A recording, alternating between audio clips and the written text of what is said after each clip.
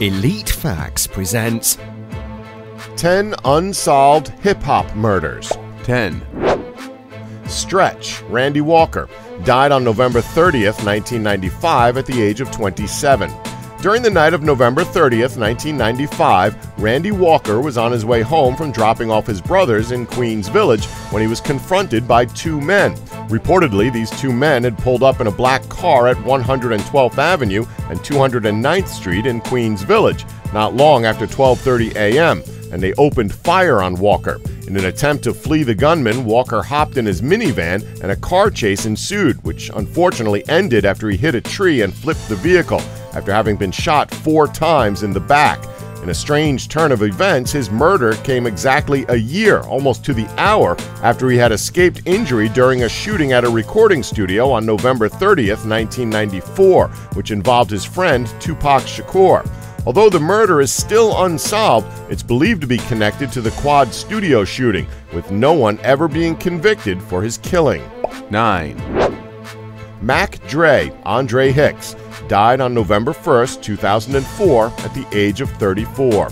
It's a known fact that many people rap about crime and their time on the street, but how many people actually live that life? Well, Andre Mac Dre Hicks was one of those people. In the late 1980s, Hicks dropped 3 albums in the raunchiness style typical of West Coast rap.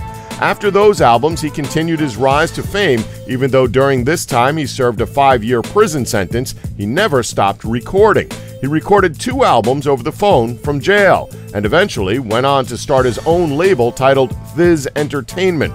Hicks went on to release 4 more albums, all under his own label, which brought new recognition to Bay Area rap.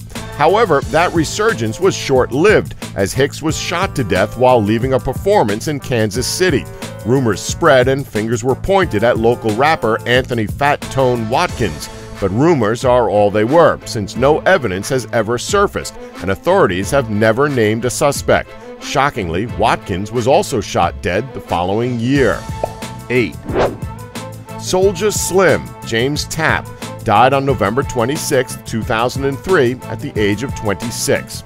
James Tapp made quite a name for himself in the New Orleans rap scene and collaborated with the likes of rapper Juvenile, whose album, Juve the Great, reached the #1 spot on Billboard's Hot 100. Sadly, on November 26, 2003, Tapp was shot 3 times in the face and once in the chest while standing in the front yard of his mother's house. He died instantly. On December 31, 2003, police arrested 22-year-old Garrell Smith in connection with Tapp's murder. While Smith was in police custody, they actually discovered a stolen police pistol that he had in his possession. It was proven that the bullets from the gun matched those that killed Soulja Slim. However, the police were unable to prove that Smith was definitely involved in the killing, and there were no witnesses willing to come forward. Therefore, Smith was released. Fast forward 8 years, and Smith himself was found dead, with multiple gunshot wounds to his face and chest. 7. Mbone, Monte Talbert, died on May 5, 2011 at the age of 22. Monte Talbert, better known as Mbone, was a member of the California-based group Cali Swag District. He became an instant hit with his dance moves showcased in the music video for Teach Me How to Dougie. The dance became so popular, in fact, even the likes of Michelle Obama and Kate Upton could be seen hyping the moves on several occasions. The song itself became quite a commercial success and ended up peaking at number 28 on the U.S. Billboard Hot 100, number 9 on the U.S. Hot R&B Songs, and number 6 on the U.S. Rap Songs chart. Along with its unexpected success, the Dougie dance became one of the most popular dances of 2010. In 2011, however, Talbert was shot while sitting in his car outside a liquor store in Inglewood. A witness claims to have seen a car pull up alongside Talbert and open fire, and Talbert was hit twice in the head. Surprisingly, he survived the attack, but later passed away at the hospital. To this day, the killers have never been found. 6. Big L, Lamont Coleman, died on February 15, 1999 at the age of 24. Growing up in Harlem, or the then-known Danger Zone due to its often violent crack cocaine trade, Lamont Coleman grew up to be a lyrical master. He was known to take part in street corner rap battles to sharpen his skills, and before long became part of the group DITC, or Diggin' in the Crates crew, one of New York City's best underground hip-hop acts of the early 1990s. His hard work eventually paid off when he was noticed by Columbia Records, who signed him to their label in 1992. Taking on the name Big L, he released his debut solo album, Lifestyles of Da Poor and Dangerous. Unfortunately, that's where his story would end. During the recording of his follow-up album in 1995, Coleman was killed at the age of 24 after he suffered multiple gunshot wounds. It's reported that the gunman may have wanted vengeance against his then incarcerated older brother, or possibly had mistaken him for his brother. A man named Gerard Woodley was charged with the murders, but he was released due to insufficient evidence. However, Woodley himself was shot and killed in Harlem in 2016. 5. Scott Lorac, Scott Monroe Sterling, died on August 27, 1987, at the age of 25. Believe it or not, Scott Lorac Sterling's day job was as a social worker, but at night he would moonlight as a DJ at a local club. Sterling already had quite a popular reputation, but he needed a rapper to complement the skills he had as a DJ. It was by sheer coincidence that he ended up meeting Lawrence Krishna Parker, a graffiti artist who was staying at the Bronx shelter Sterling helped out at. The duo went on to form the group Scott Lorac and the Celebrity Three. It was later, in 1987, that the dynamic duo, along with Derek D. Nice Jones, formed Boogie Down Productions and released a debut LP called Criminal Minded. It wasn't long until the group caught the eye of Jive Records executives, who scooped them up immediately and got them signed to their label. Unfortunately, that success was short-lived. After Jones got into some trouble with a group of men, he asked Sterling to try and defuse the situation. But things only escalated from there, and two men came walking up to Sterling's Jeep and opened fire. He was hit in the head and neck and died only hours later during surgery.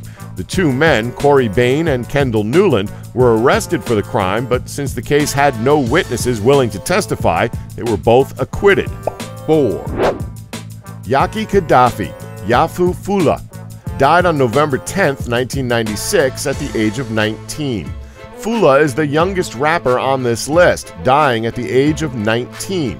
Not only that, he may have also been an eyewitness to who pulled the trigger on rapper Tupac Shakur. The two had been childhood friends since their parents were longtime members of the Black Panther movement, and Fula, who was a member of the rap group The Outlaws, was in a car following Tupac's on that fateful night, and it was reported that he could have identified one of the shooters. However, he was never able to give anyone that information. 2 months later, Fula's body was found slumped in a third-floor stairwell wearing a bulletproof vest with a single gunshot to the head. It's believed that he was visiting his girlfriend at the time of the shooting and that he may have been killed over a dispute about money. The killer has never been found. 3. Jam Master Jay, Jason Mizell, died on October 30th, 2002 at the age of 37.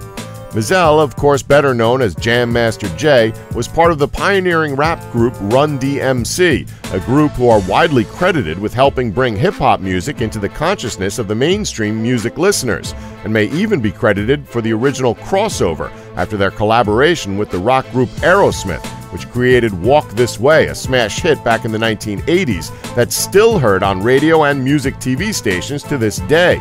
While recording new music in his recording studio, based in Jamaica, Queens, Jam Master Jay was sadly killed by an unknown assailant.